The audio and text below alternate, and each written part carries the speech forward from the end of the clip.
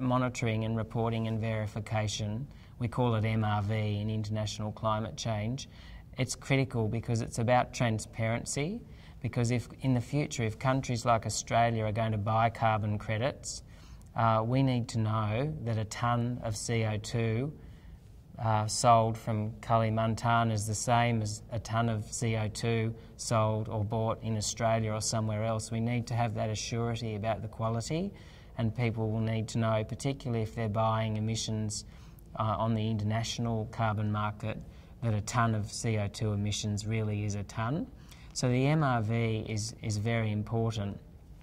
The early MRV is really science-based and involves a lot of science, but over time, as the communities evolve and as the economies change in communities as a result of REDD, there'll be a lot more jobs in MRV and other areas related to REDD. An outcome from the negotiations in Durban was a commitment from all the major emitters, developed and developing, including the US and China and India, to have a new agreement that covers all emitters.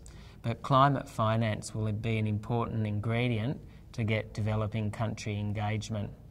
So one of the challenges I think we have is not just mobilising the climate finance.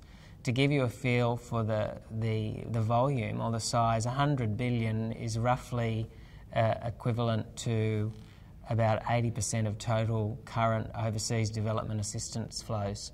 So it's a huge increase that developed countries have committed to mobilise, and now we need to find where that money will come from, how much will be private and how much will be public, but also we have quite significant capacity constraints, both in developing countries and in developed countries, to implement that finance, because it is new and additional, which means that we have the capacity issues of developing countries' capacity to absorb efficiently and effectively those investments. And for countries like Australia, we're accountable to our taxpayers, so we need to make sure that those investments are efficient and effective, and we have our own capacity constraints in terms of the number of people we have, and Australia's already growing aid program and working with AusAid to increase climate finance.